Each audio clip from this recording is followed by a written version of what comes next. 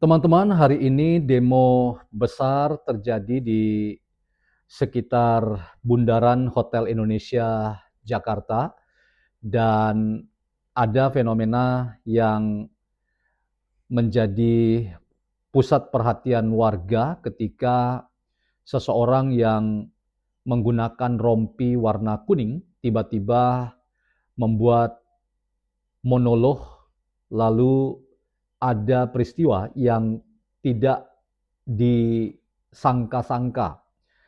Apa peristiwa itu? Ini informasi yang datang dari beberapa kolega yang kebetulan lewat dan meliput acara demo itu, tetapi yang menarik itu adalah teriakan dari seorang ibu-ibu yang kebetulan lewat di sampingnya orang yang sedang monolog dalam podcast pribadinya untuk menjelaskan posisinya yang mendukung demo dari komponen masyarakat atau civil society dan khususnya adalah mahasiswa yang ada di Jakarta Raya dan lebih khusus lagi Universitas Indonesia.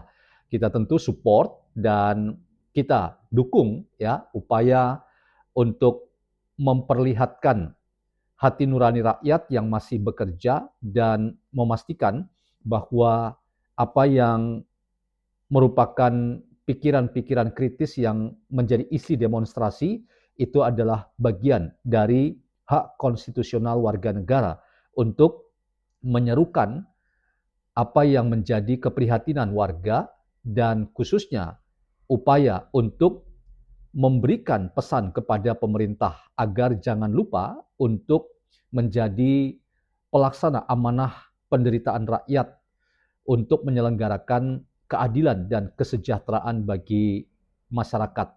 Dan sosok yang saya maksudkan berompi kuning itu adalah Roy Suryo. Nah, apa karma yang ia terima dari ibu-ibu yang berteriak, yang kebetulan lewat di sekitar Roy Suryo yang sedang monolog itu, yaitu teriakan hidup Jokowi. Ya, ini mungkin bagi Roy Suryo tidak pernah ia membayangkan ada seorang ibu di sampingnya yang sedang berjalan, lalu lihat orang ini yang namanya Roy Suryo, tentu dengan maksud ia ya mendompleng demonstrasi itu seolah-olah ia ingin juga menjadi pahlawan kesiangan. Nah, teman-teman kalau nanti dengar apa yang ia sampaikan, teman-teman akan lihat bagaimana cara Roy Suryo mengambil hati Pak Presiden Prabowo dan tujuannya itu adalah untuk ya menjilat Pak Prabowo, memuji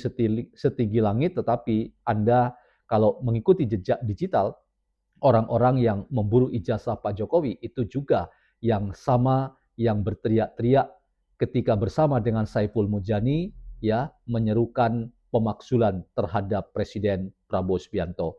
Nah, teman-teman, saya ingin jadikan peristiwa yang tidak terduga itu sebagai karma Roy Suryo diteriaki hidup Jokowi.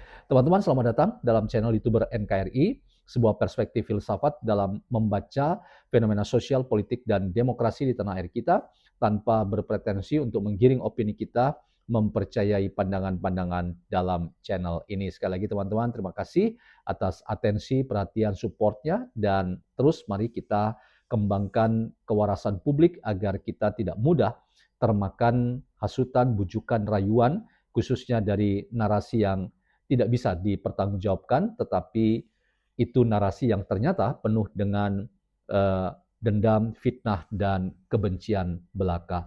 Kita simak teman-teman apa yang dikatakan oleh Roy Suryo berikut ini supaya kita mendapatkan insight dan sekaligus kita akan posisikan kontra narasi terhadap narasi yang tidak benar dari Roy Suryo. Kita dengar sama-sama.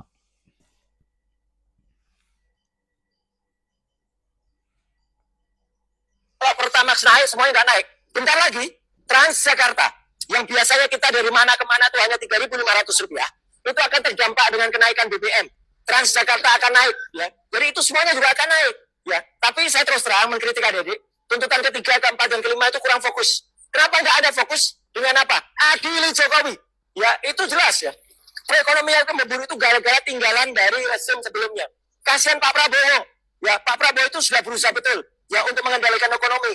Tapi kan kita tahu, di tengah-tengah beliau mengatur ekonomi, ya di tengah-tengah mengatur segala yang ada, tiba-tiba ada kenaikan harga bahan bakar minyak yang dilakukan oleh menterinya. Ya, menterinya kan MBG.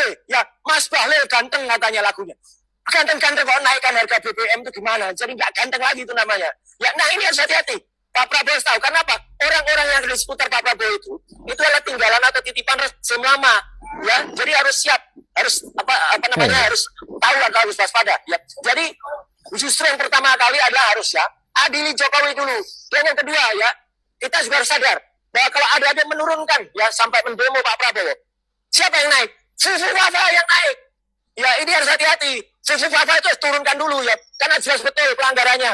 Sudah jelas dia punya akun Fufafa yang parah banget ya perkataannya, bahkan menghina ya Pak Prabowo, menghina Bu Tuti, menghina juga putranya ya. Itu luar biasa ya. Dan Fufafa itu juga ternyata pelanggaran dalam kasus putusan MK ya. Meskipun putusan MK dikatakan sudah inkrah, ya tapi kan kita tahu putusannya akhirnya membuat ada sanksi terhadap Paman Usman. Itu jelas, apalagi banyak kelakuannya. Saya juga sempat menemukan bahwa Fufafa memfollow akun judul, akun judi online di-follow oleh akun resmi seorang wakil presiden. Ini kan parah banget ya. Jadi itu parah. Dan kondisi-kondisi itu yang membuat kita sangat prihatin. Ya, apalagi ternyata di IKN ya, ibu kota nasional itu negara, ternyata sudah disiapkan istananya yang sudah selesai. Pindah ke sana, Bu, Bapak ngapain masih bercokol terus di Jakarta ya? Ganggu presiden. Kita tidak rela ya Pak Presiden yang sudah berusaha betul ya Pak Prabowo sudah berusaha betul mengatur, malah sekarang ada gagal fokus. Jangan salahin Pak Prabowo ya, gitu. Karena Pak Prabowo ingin mengatur ini dengan lebih baik. Kalau ada kesalahan-kesalahan ya yang beliau lakukan, kritik dengan baik, kritik dengan bisa, tapi orang yang ada di seputarnya itulah yang harusnya kita kritisi keras. Jadi adik-adik, sekali lagi selaku Anda yang mahasiswa, terutama yang hari ini dari mahasiswa Universitas Indonesia, saya bangga, kami bangga terhadap aksi Anda turun ke jalan. Ya, tapi jangan gagal fokus. Fokusnya tetap perbaiki ekonomi, turunkan bahan bakar minyak, dan juga turunkan harga-harga. Tapi Anda jangan menurunkan presiden kita. Ya gitu. Tapi wakilnya turunkan nggak apa-apa. Ya karena itu jelas merupakan atau melakukan hal-hal yang sudah di luar nalar, ya, di luar fokus. Dan jangan sampai aksi ini kemudian menjadi Indonesia bangkrut. Ya jangan.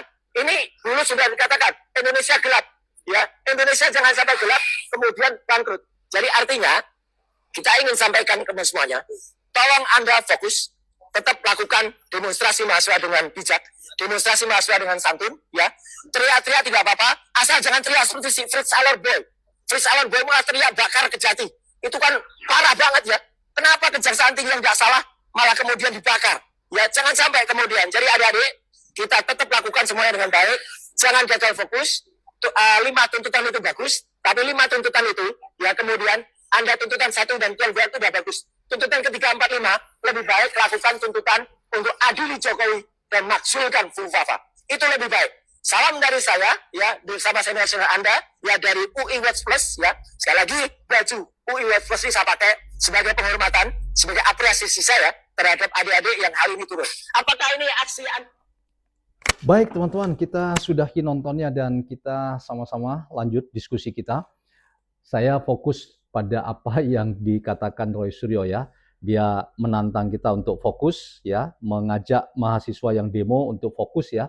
Fokusnya 2 tambahan tuntutan ya, adili Jokowi dan maksulkan Gibran. Menurut saya justru ibu-ibu yang bersuara ya, hidup Jokowi di sampingnya Roy Suryo itulah bukti ya bahwa apa yang ia framing terkait dengan Pak Jokowi, terkait dengan Mas Gibran dan fakta bahwa 5 tuntutan dari mahasiswa untuk beberapa poin-poin kritik mereka terhadap pemerintah itu semua tidak ada yang isinya adili Jokowi atau maksulkan Gibran, karena ya mahasiswa tidak percaya dengan Roy Suryo. Itu saja gambaran sederhananya ya. Jadi jelas fakta sosial dan kultural dan tentu fakta politik ya tentang apakah masyarakat lebih percaya kepada Roy Suryo atau kepada Gibran wakil presiden kita dan Pak Jokowi presiden ke-7. Menurut saya ya gambaran dari ibu-ibu yang bersuara lantang ya, hidup Jokowi di sampingnya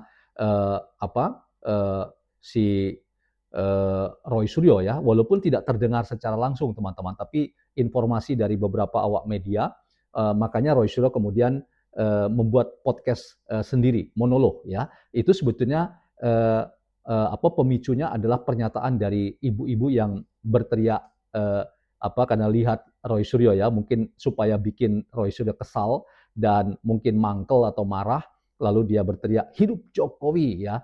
Itu adalah sebuah respon dan menurut saya mewakili banyak orang yang tetap melihat dengan kacamata respek dan hormat terhadap Presiden ke-7 Pak Jokowi dan terhadap Mas Gibran sebagai wakil presiden kita. Jadi tuntutan tentang adili Jokowi dan maksulkan Gibran itu tidak pernah menjadi agenda dari mahasiswa dan ini menurut saya menjadi bukti ya bahwa upaya memframing ya, mengajak-ajak bahkan menjadi menjadi pahlawan kesiangan atau menjadi penumpang gelap dalam konteks demonstrasi hari ini atau kemarin teman-teman itu sama sekali tidak pernah membuat kita menjadi akhirnya ya menerima apa yang benar ya dari tuntutan itu. Itu jelas murni tuntutan mewakili masyarakat yang sangat terdampak pada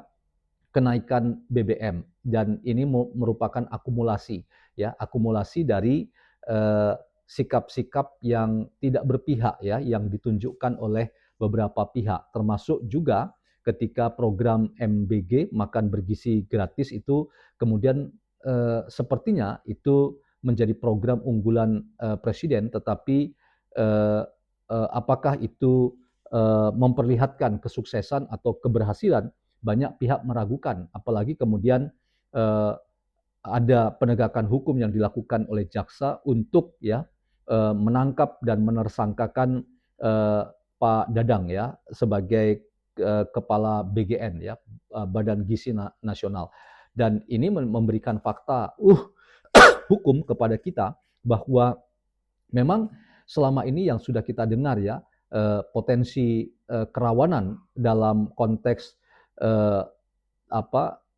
korupsi itu ternyata terbukti pada akhirnya dengan penegakan hukum yang dilakukan oleh Kejaksaan Agung ya terhadap kepala BGN yang ia bersama dengan dua wakilnya yang terindikasi melakukan perbuatan melawan hukum korupsi dan bahkan satu hari keuntungannya itu sampai 1 miliar dan ini luar biasa ya luar biasa keuangan negara yang itu sama dengan keuangan rakyat itu dimanipulasi dengan tujuan-tujuan yang tidak lagi mengindahkan keadilan dan kesejahteraan masyarakat sebagai panggilan dari para pejabat publik yang diangkat oleh presiden. Mereka tidak lagi ingin mensejahterakan rakyat, tetapi justru ingin membuat mereka bancaan ya dengan gelontoran dana yang luar biasa, bahkan hampir-hampir tidak terbendung lagi ya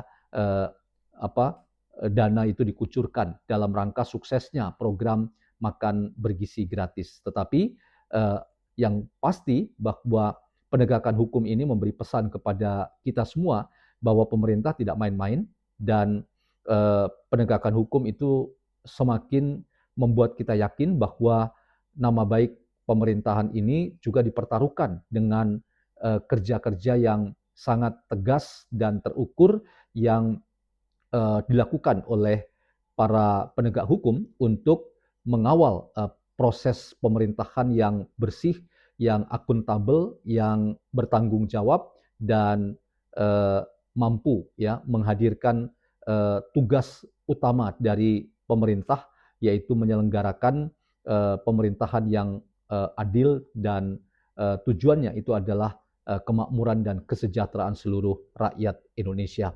Nah, tuntutan yang diserukan oleh mahasiswa dan kebanyakan rompi orange atau pakai jaket orange itu memberikan pesan kepada kita bahwa masyarakat atau civil society dalam hal ini mahasiswa itu tetap menjaga kewarasan publik dan karena itu ya masyarakat atau komponen mahasiswa ya sebagai civil society itu ya memberikan atensi yang sangat serius terhadap kerja-kerja pemerintah, dan karena itu harapan mereka dengan demonstrasi ini adalah agar pemerintah tidak lupa ya dengan janji-janji kampanyenya dan upaya untuk membersihkan pemerintahan dari tikus-tikus yang menggarong uang rakyat atau uang negara sehingga terjadi kebocoran di mana-mana yang justru ada di uh, apa pemerintahan Presiden Prabowo. Itu adalah sebuah pukulan yang telak sekali, tetapi sekaligus memastikan kepada kita semua bahwa pemerintahan ini tidak pernah kalah oleh para maling, para tikus yang menggerogoti keuangan negara. Dan dipastikan apa yang dilakukan oleh pemerintahan ini sudah tepat, dan ini adalah cara terbaik untuk membuktikan bahwa pemerintah itu cepat mendengar respon masyarakat, dan karena itu ketika ada tuntutan untuk menghapuskan saja makan bergizi gratis dengan mengganti proyek populis lainnya, itu sedang dipikirkan oleh pemerintah untuk menyerap aspirasi masyarakat termasuk dari demonstrasi yang terjadi di Jakarta. Nah, teman-teman, poin saya kembali ke Roy Suryo ya. Inilah penumpang gelap yang menurut saya benar-benar terkena karma ya. Karmanya itu begitu menyakitkan ketika ia mencoba mengkritik mahasiswa karena melupakan dua ya aspirasi mereka, yaitu adili Jokowi dan maksulkan Gibran. Ternyata mahasiswa tidak menjadikan dua itu sebagai target utama ya. Karena bagi mahasiswa, kalau teman-teman ikuti ya, datangnya Mas Gibran ke beberapa kampus akhir-akhir ini, kemudian dekatnya Mas Gibran dengan kalangan pesantren, ya, itu semua adalah bukti ya bahwa apa yang ditudingkan oleh lawan-lawan politik Pak Jokowi dan Mas Gibran itu sebetulnya sangat penuh dengan konspirasi kepentingan politik belaka. Dan lagi-lagi masyarakat punya kecerdasan sosialnya yang tidak kita ragukan lagi, dan karena itu mereka mampu memilah-milah mana yang memang aspirasi rakyat dan mana yang menunggangi untuk kepentingan politik yang bersifat kontestasional. Dan saya yakin ya, dua tuntutan Roy Suryo yang tidak diakomodir oleh mahasiswa karena itu tidak menjadi bagian yang penting dan strategis lagi ya bagi mahasiswa, menurut saya itu adalah cara mahasiswa untuk mempermalukan Roy Suryo, bahkan untuk memberi pesan bahwa kami tidak mau diintervensi oleh kepentingan apapun, termasuk kepentingan Roy Suryo sendiri yang mencoba untuk mengganggu demonstrasi untuk menunjukkan ya hati nurani rakyat yang membutuhkan atensi pemerintah. Nah, sekali lagi duduk persoalan terkait dengan penumpang gelap yang namanya Roy Suryo ini menurut saya menjadi bukti ya bahwa tidak ada lagi ya cara Roy Suryo untuk mendapatkan perhatian dari orang banyak ya, karena makin lama orang jengah dengan Roy Suryo yang selalu berkoar-koar merasa paling benar sendiri, lalu memframing orang lain, bahkan menyalahkan sana sini ya, termasuk menyebut Menteri Bahlil itu adalah menteri rezim lama atau menteri yang menggerogoti pemerintahan Presiden Prabowo, bahkan ya membuat pembusukan di dalam pemerintahan Presiden Prabowo. Karena itu disebut Bahlil itu sebagai menteri Mas Bahlil ganteng. Ini menurut saya adalah pernyataan yang bukan lagi pernyataan yang wajar, tetapi ini sudah pernyataan yang sangat bertendensi menghina ya. Walaupun ya Mas Bahlil sendiri atau Pak Bahlil sendiri enjoy saja ya menikmati lagu itu, bahkan menantang siapa pembuatnya silakan ya bertemu dengan dirinya. Tetapi ketika itu dinyatakan oleh Roy Suryo, ini menurut saya sudah masuk kategori penghinaan. Dan ketika sebelumnya ya Menteri Erick Thohir itu disebut Menteri Menpora porandakan, itu juga menurut saya pelecehan dan penghinaan yang sangat luar biasa. Nah, orang-orang ini menurut saya ya Roy Suryo sudah ya mengkapitalisasi banyaknya musuh ya, tambah banyak musuhnya, dan menurut saya ya upaya penegakan hukum ini cara terbaik untuk menghentikan orang-orang yang kata Andi Aswan mulutnya comberan ya, hanya mengucapkan kata-kata sumpah serapah, makian, cacian terhadap orang lain yang tidak memberikan pencerahan dan edukasi apapun. Jadi hari ini Roy Suryo terkena karma ya. Ia ingin ya agar tuntutannya terkait adili Jokowi dan maksulkan Pupu Fafa atau Mas Gibran ya itu adalah upaya yang gagal. Dan ketika seseorang ibu berteriak di samping Roy Suryo yang sedang siap-siap untuk podcast pribadi dengan hidup Jokowi, menurut saya itu adalah bukti ya bahwa masyarakat tetap menunjukkan respek dan hormat kepada mantan Presiden Jokowi dan tentu saja kepada Wakil Presiden Gibran Raka Buming Raka. Demikian catatan saya teman-teman, semoga ada manfaatnya dan salam hormat YouTuber NKRI.